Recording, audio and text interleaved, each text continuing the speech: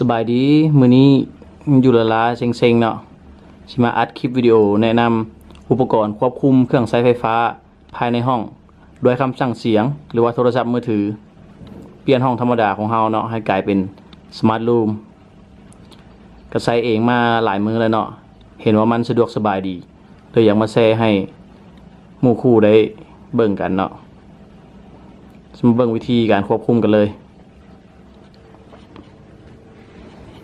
สิสังเกตว่าอยู่ในห้องนี้ก็บ่มีอุปกรณ์ไฟฟ้าอย่างหลายเนาะสิมีพัดลมหน่วยหนึ่งดอกไฟหนึ่งดอกโทรทัศน์แล้วก็แอร์เดี๋ยวสิมาสั่งเปิดปิดไฟก่อนเนาะโดยคำสั่งเสียงโอเค Google switch off the light Sure, turning off the light. สังเกตว่าไฟในห้องสิปิดแล้วเนาะนี่ที่สั่งเปิดโอเค Google โอเค Google switch on the light Got it, turning on the light. เห็นบอกมันสิเปิดไฟโดยคำสั่งเสียงตอนนี้สิเปิดพัดลมเด้อพัดลมติดตั้งอยู่นั่นโอเค Google switch on the fan Got it, turning on the fan. เสียงพัดลมเฮาก็เปิดสะดวกสบายเนาะบ่ได้ย่างไปเปิดสิสั่งปิดพัดลมเนาะโอเค Google switch off the fan Sure, turning the fan off.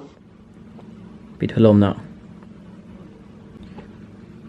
หรือว่าเราต้องการสั่งผ่านแอปพลิเคชันผ่านมือถือก็ได้เนาะเดี๋ยวจะเฮ็ดตัวอย่างให้เบิ่ง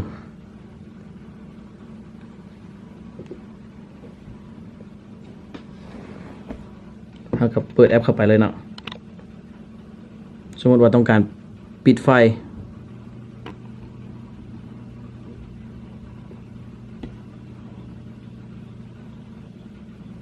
ก็มีแต่กดปิดเลยเนาะไฟก็ปิดเปิดก็บีบเปิดเลยพัดลมปิดพัดลม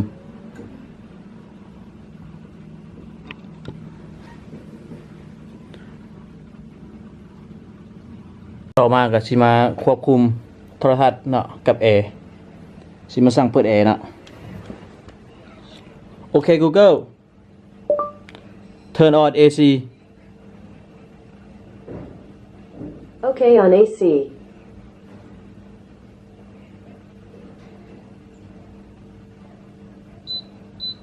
สังเกตว่าแอร์ก็เปิดแล้วเนาะ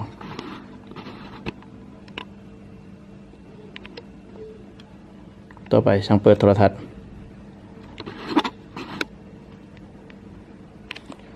โอเค Google turn on TV Okay, on TV.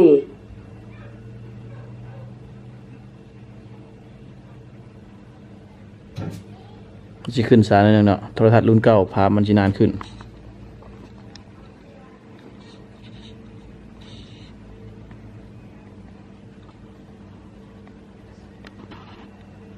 มาแล้วเนาะคุมสะดวกสบายบ่ต้องใช้อย่างเลยนะบ่ได้ลุกไปใส่นะจะนอนอยู่หรือว่าจะคุมผ่านมือถือคือแบบดอกไฟก็ได้เนาะตัวอย่างเราก็เปิดแอปควบคุมขึ้นมาเนาะเดี๋ยวเช็คให้เบิ่งเปิดขึ้นมาในนี้มันจะมีครบเลยเนาะจะมีแอร์เนาะคือว่าสิปรับอุณหภูมิแอร์เราก็บีบเราจะปิดแอร์เดี๋ยวปิดแอร์เนาะเปลี่ยน2โทรทัศน์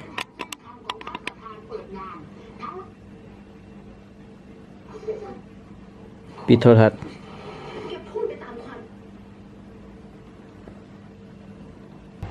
นอกจากนี้เขายังมีคำสั่งสุดเนาะเวลาเขาออกนอกบ้านไปห้างบ่จำเป็นต้องมาปิดเครื่องไฟฟ้าทีละอย่างเนาะเขาใช้คำสั่งเดียวแล้วให้มันปิด อุปกรณ์ไฟฟ้าที่เปิดอยู่ในห้องทั้งเบิดคือตอนนี้สิเปิดดอกไฟกับพัดลมอยู่เนาะเวลาเราสิออกจากนอกบ้านเราใช้คำสั่งเดียวคือแบบนี้โอเค Google I go out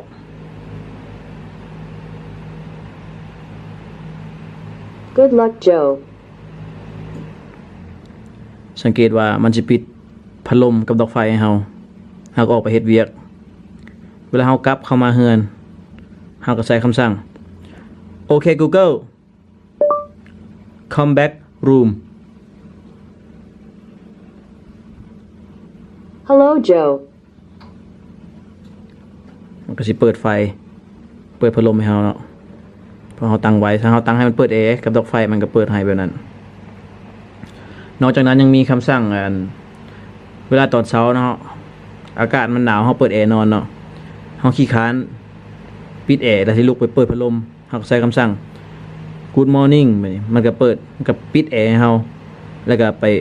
เปิดพัดลมเราก็นอนต่อสบายหรือว่า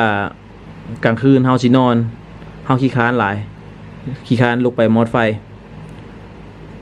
เฮาก็ใช้คำสั่งGood night มันก็จะปิดไฟเฮาแล้วก็เปิด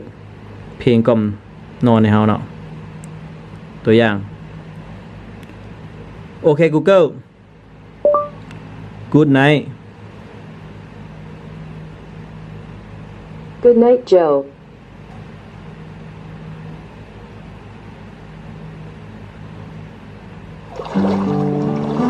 ที่เป็นซาวกล่อมนอนนะซาวเสียงให้นอนหลับสบาย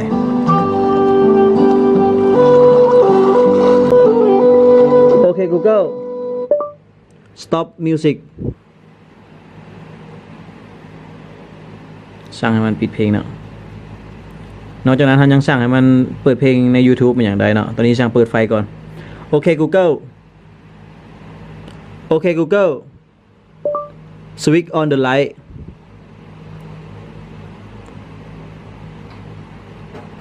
Okay, turning the light on.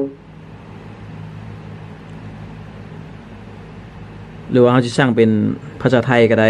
เวลาเขาสั่งถามตอนนี้จักโมงแล้วตอนนี้อุณหภูมิจักองศาหรือว่าเขาจะสั่งให้มันเปิดเพลงให้เราฟังตัวอย่างสิเปิดเพลงใน YouTube เนาะโอเค Google เล่นเพลงรักคงยังไม่พอใน YouTube กำลังเปิดรักคงยังไม่พอเสือธนพลอินทริศใน YouTube นะคะ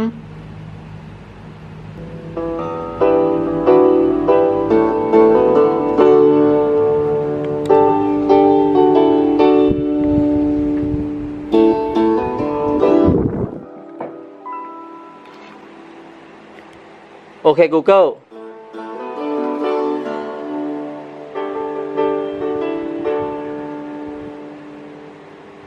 เฮาสิเห็นว่ามันสะดวกสบายหลายเนาะ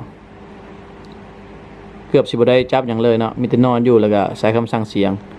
หรือว่าจกโทรศัพท์ออกมาแล้วก็บีบเอาเลยถ้าเฮาบ่อยากใช้คำสั่งเสียงก็เดี๋ยวคลิปต่อไปสิมาแนะนำว่ามีอุปกรณ์ใดแน่ที่ใช้ควบคุมแอดมินเฮ็ดนี่แม่น